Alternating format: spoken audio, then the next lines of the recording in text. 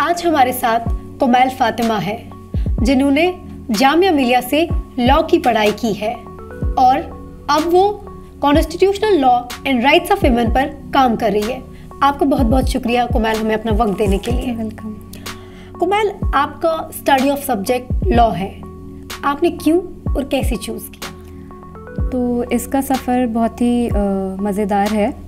मैं जब स्कूल में हुआ करती थी तो मैं हमेशा जब 9-10 में थी तो मैं कहती थी मुझे लॉ करना है। सब कहते थे नहीं, लड़कियों का प्रोफेशन नहीं है। फिर जब 12th हो गया तो उसके बाद सब ने कहा कि नहीं, लॉ तो नहीं, तुम टीचिंग लाइन में जाओ। और मेरा हो भी गया, DLED होता है एक टीचर्स ट्रेनिंग। बट मुझे ये था कि नहीं, मुझे लॉ करना है, क्योंकि मुझे लगता है लॉ की स्टडीज़ जो होती हैं वो ज़्यादा वर्सेटाइल होती हैं और बीइंग अ वुमेन वो आपको बहुत ज़्यादा एम्पावर करती हैं। मतलब आपको बहुत ज़्यादा लगता है कि आप ज़्यादा समाज से कनेक्ट कर पा रहे हो और आप अपने हुकूक़ को लेके भी बहुत ज़्यादा अवेयर रहते हो। तो इस तरह से फिर मेरा जामिया मिलिया इस्लामिया में मेरा लॉ में नाम आता है। और फिर मैं थोड़ा सा सबको कन्विंस करती हूँ कि ऐसा नहीं है, सभी पढ़ाइयाँ जो होती हैं वो सबके लिए होती हैं और मुझे लगता है कि मैं इस फील्ड में अच्छा कर सकती हूँ और मेरे अंदर वो पोटेंशियल है, वो कैपेबिलिटीज़ हैं कि मैं उसे कर सकती हूँ। तो इसलिए मैंने फिर लॉ किया। कुमैल, आप हमें अपने बैकग्राउंड के बारे में बताइए। जामिया मिलिया का सफ़र कैसे रहा? क्या आप अपने घर में पहली जनरेशन है या किसी और ने लॉ किया है और you are the first one? तो मैं एक हम्बल फैमिली से आती हूँ। मेरे फादर जो हैं वो जामिया में ही हैं, जामिया एम्प्लॉय हैं। और मेरे यहाँ ऐसा सच कोई जो है इस फील्ड में है नहीं, तो मैं फर्स्ट जनरेशन लॉयर हूँ। So you are the first generation? Yes, I am the first generation lawyer. There are a lot of struggles, I think. जब आप फर्स्ट जनरेशन लॉयर होते हैं तो आपको नहीं पता होता है आपको क्या करना है, क्या सही है, क्या गलत है। अगर आपको सब्जेक्ट से लेके आपको इंटर्नशिप्स तक, इंटर्नशिप के बाद प्रैक्टिस तक, कहाँ प्रैक्टिस करनी चाहिए, किस फील्ड में करनी चाहिए, इसी सब चीज़ों में आपको बहुत ज़्यादा प्रॉब्लम्स फेस करनी पड़ती हैं। लेकिन मेरे ख़्याल से वही एक बेस्ट तरीका होता है कि आप किसी भी चीज़ को सीखने का, क्योंकि जब चीज़ें आप खुद सीखते हैं तो वो आप बहुत ज़्यादा बेहतर तरीके से सीखते हैं। तो मैं फ़र्स्ट जनरेशन लॉयर हूँ, अभी मेरा स्ट्रगल चल रहा है फर्स्ट जनरेशन लॉयर होने का। शरिया में कोई बदलाव नहीं हो सकता है, लेकिन बदलते वक्त के साथ साथ वुमेन राइट्स के बारे शरिया में दिए गए प्रोविजंस वुमेन्स को लेकर बहस छिड़ जाती है। बहुत सारे लोगों का मानना है बदलते वक्त के साथ साथ कानून भी बदलना चाहिए। आपको क्या लगता है? पहले तो मैं आपको बताना चाहूँगी कि जब आप शरिया के बारे में बात करते हैं तो शरिया जो है सिर्फ लॉ से नहीं, शरिया जो है 3 डिफरेंट चीज़ों से डील करता है, जिसमें आपका शरिया एक लीगल पार्ट आ जाता है, फिर उसमें आपके एक अखलाक की बात भी आ जाती है। तो शरिया जो है सिर्फ लॉ नहीं है, शरिया जो है बेसिकली वो आपको लाइफ किस तरह, ज़िंदगी अपनी किस तरह गुजारनी है उसके बारे में बताता है। और जैसे आप बता रही हैं कि मॉडर्न ज़माने में जो हम आजकल सवाल उठते हैं तो वो कमी जो है शरिया में नहीं, शरिया जो है बेसिकली कुरान का इंटरप्रिटेशन है कि कुरान में क्या दे रखा है।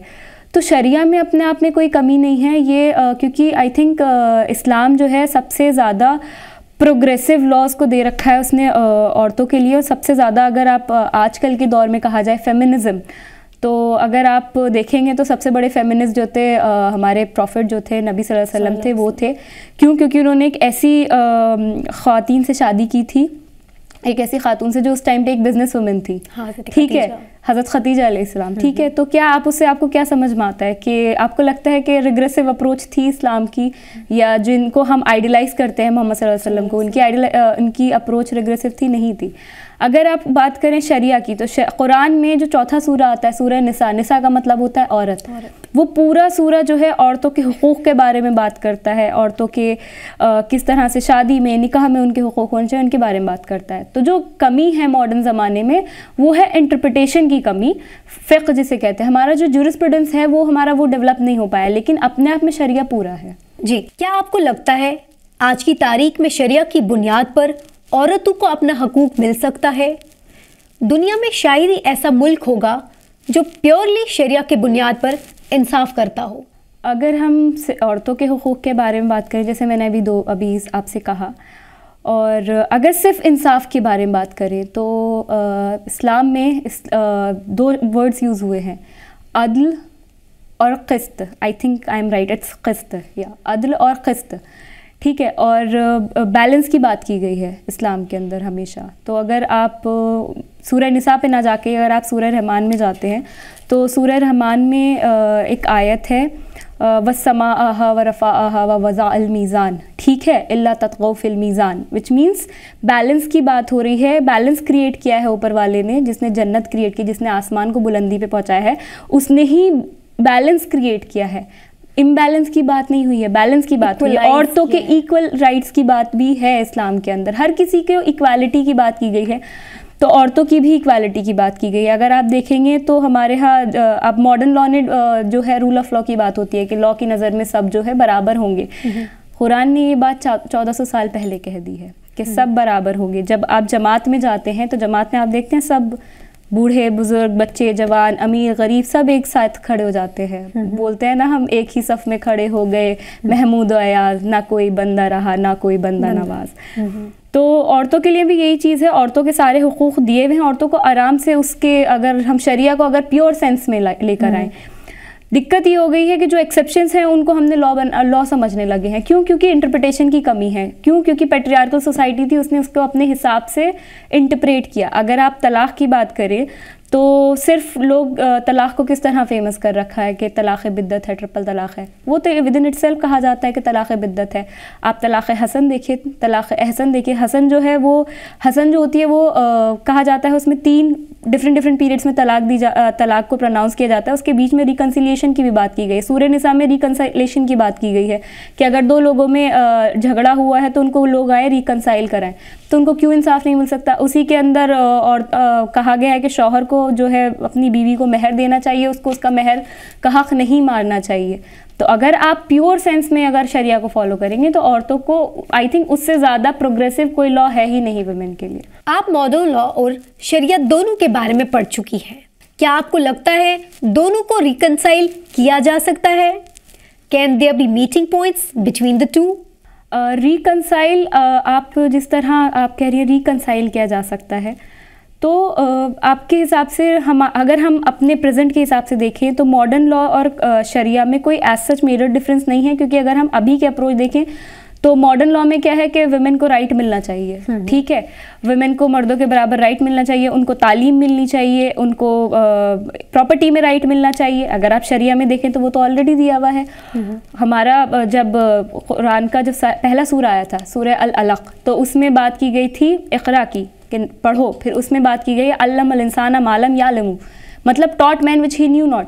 यहाँ पे मेन जो है वो जेंडर बेस्ड मेन नहीं है, यहाँ मेन इन जनरल है। मतलब लोगों को उस चीज़ की तालीम दीजिए जो उनके पास, जिनकी तालीम वो नहीं है, उनको उस चीज़ की तालीम दो, ठीक है। तो एजुकेशन की बात कर रहा है शरिया, ठीक है। अगर आप कुरान के एस्पेक्ट में बात करें, इस्लाम उनके राइट के बारे में बात कर रहा है, उनके निकाह के राइट के बारे में बात कर रहा है। हद ये है कि अगर आप कुरान में शरिया में अगर टाइप्स ऑफ डाइवोर्स पढ़ती हैं तो उसमें एक तलाक़ की फॉर्म होती है lien, I think lien is the correct term, ठीक है। उसमें ये होता है कि अगर कोई हस्बैंड अपनी वुमेन के ऊपर उसकी चेस्टिटी को क्वेश्चन कर रहा है तो उसके पास वहाँ पर राइट है कि वो उसको ग्राउंड बनाकर उससे तलाक ले सकती है। क्यों? क्योंकि वहाँ पर उसकी डिग्निटी की, उसकी सेल्फ रिस्पेक्ट की बात आ जाती है।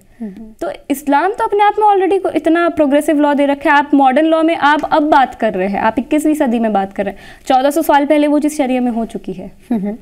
आज की तारीख में मॉडर्न लॉ के हिसाब से ही इंसाफ होता है।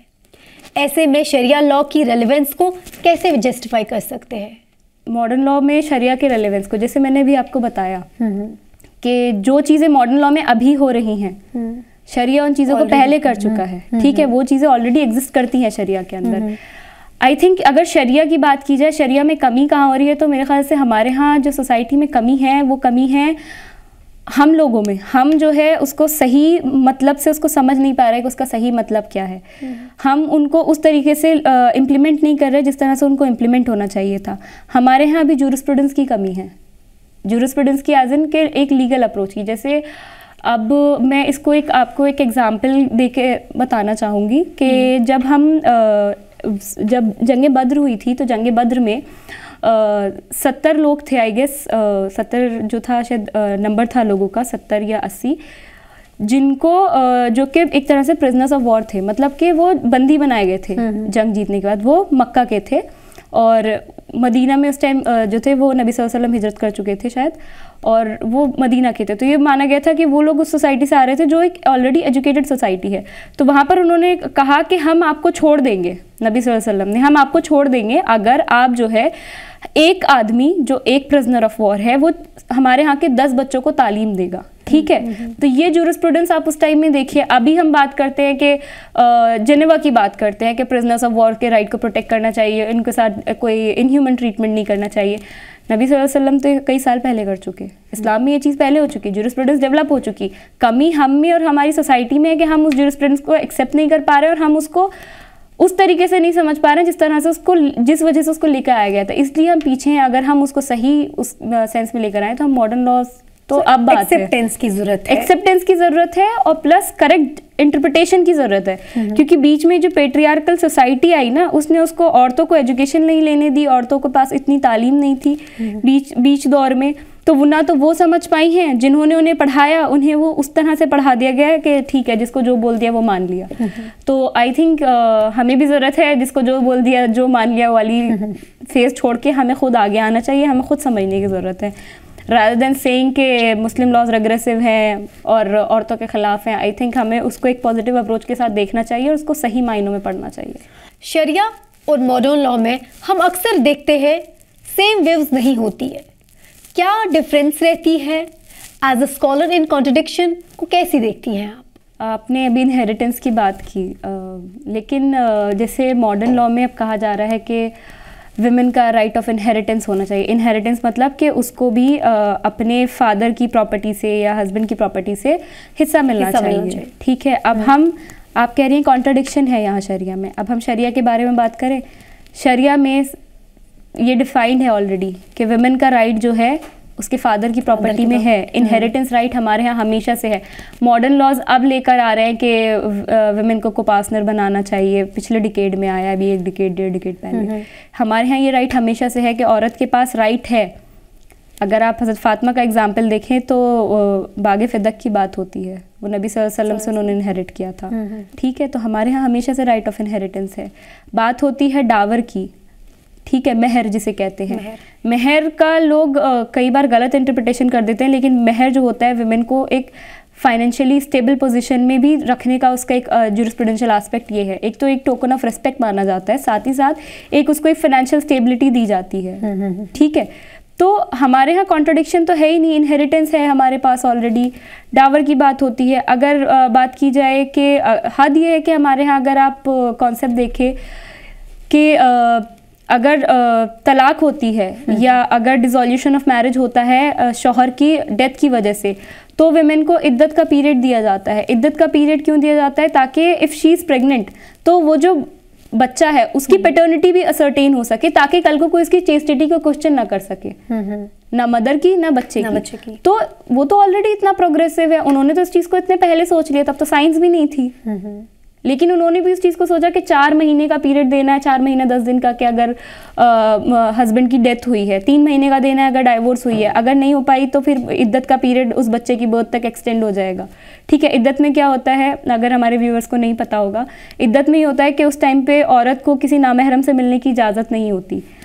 कुरान के अंदर डिफ़ाइन कर दिया, सूरह निसा के अंदर महरम कौन होता है, उसमें कह दिया कि आप पर कुरान में लिखा है कि किन किन औरतों से आदमी का निकाह करना हराम है। तो उसमें तो ऑलरेडी कॉन्ट्रडिक्शंस जो अब बात हो रही है कि साइंस कहता है कि आपस में जो है इस तरह के रिलेशनशिप्स नहीं होने चाहिए, वो सारी चीज़ें तो है। अब कई लोग क्वेश्चन उठाते हैं इस पे पॉलीगैमी पे कि मुसलमानों में जो है 4 निकाह होते हैं, तो बहुत अजीब सी बात है। इसके भी कंडीशंस हैं।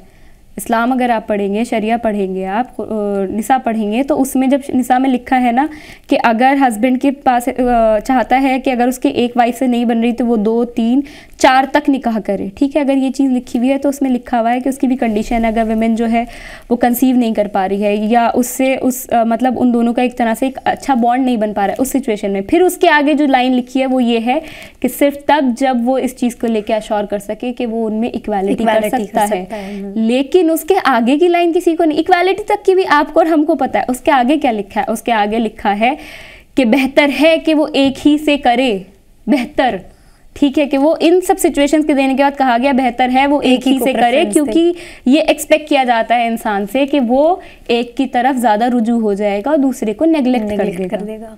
तो ये चीज़ें तो दी हुई है, कहाँ कॉन्ट्रडिक्शन। मॉडर्न लॉ तो अब बातें कर रहा है, तो बहुत पहले बातें हो गई। तो यही बात है कि सोसाइटी में एक्सेप्टेंस की ज़रूरत है, जूरिस्प्रूडेंस डेवलप करने की ज़रूरत है, इंटरप्रिटेशन की ज़रूरत है, अवेयरनेस की ज़रूरत है, अवेयरनेस की बहुत ज़्यादा ज़रूरत है। आपकी रिसर्च के बाद क्या फ्यूचर प्लान्स है आपके कोमल? क्या आप एडवोकेट बनना चाहती है या जो लॉ स्टूडेंट्स परस्यू कर रहे हैं उन्हें पढ़ाना चाहती है? मैं पढ़ाया तो मैंने है लॉ स्टूडेंट्स को, लेकिन हाल फिलहाल मैं चाहती हूँ कि मेरी इंस्पिरेशन फ़ातिमा बीबी हैं, जस्टिस फ़ातिमा बीबी। मैं चाहती हूँ उनकी तरह जज बनूँ। अच्छा। मैं तैयारी कर रही हूँ थोड़ी थोड़ी, बाकी ऊपर वाला मालिक है, बट हाँ मेरा अभी जो है वो मैं चाहती हूँ कि मुझे जज बनना है। लड़कियों को लीगल प्रोफेशन में जाना कितना ज़रूरी समझती है, और जो जाना चाहती है उन्हें क्या क्या टिप्स आप देंगी? आई थिंक लड़कियों को ज़्यादा से ज़्यादा आगे आना चाहिए, क्योंकि हमारे यहाँ सिर्फ बात ये नहीं है हमारी सोसाइटी में, और अगर हम यहाँ पर अगर हम ओवरऑल इंडिया की बात करें तो हमारे यहाँ रिप्रेजेंटेशन की भी कमी है। क्यों? क्योंकि जो हमारे इश्यूज़ हैं वो अगर औरतों की, लड़कियों की बात करें तो आप और हम ही तो अपनी प्रॉब्लम जानते हैं ना, तो उनको बाहर कौन लाएगा, बोलेगा कौन? ये जो नैरेटिव है उसको ख़त्म कौन करेगा? नया नैरेटिव डेवलप कौन करेगा? वो जो कहते हैं ना कब्र का हाल मुर्दा जानता है, तो अब तो आपको ही आके बोलना पड़ेगा। तो आई थिंक औरतों को ज़्यादा से ज़्यादा आना चाहिए इस फील्ड में, पढ़ना चाहिए लॉ को, और सिर्फ शरिया को नहीं बाकी लॉज को भी पढ़ना चाहिए। कंसिडरिंग अ फैक्ट कि मैं अभी जैसे कॉन्स्टिट्यूशनल लॉ पढ़ रही हूँ, तो आप एक संविधान पढ़ेंगे तो आपको फील होगा कि आप कितने लिबरेटेड हैं। अलग अलग सेंसेस में आपको राइट दिए हुए हैं जिनके बारे में हमें यूजुअली नहीं पता होता। बहुत बेसिक चीज़ें होती हैं जो सबकी सब रिकॉग्नाइज्ड हैं by the constitution of India, या अगर आप इस्लाम की बात करें इस्लाम के अंदर, लेकिन क्या है लोगों को पता नहीं है। तो हम और आप जब आगे बढ़ेंगे, पढ़ेंगे, फिर हम और आप अपने जैसों और में उसको बढ़ाएंगे उस नॉलेज को, तो वो तभी हो पाएगा। तो लड़कियों को ज़्यादा से ज़्यादा आगे आना चाहिए, और मुझे लगता है लड़कियां ज़्यादा बेहतर कर सकती हैं इस फील्ड के अंदर। कितना ज़रूरी है लड़कियों के लिए लॉ स्पेशली परस्यू करना? लड़कियों की हमेशा प्रॉब्लम ये रहती है, अगर सोसाइटी में देखा जाए, कि उनके कहा जाता है उनके हुकूकों को दबाया जा रहा है।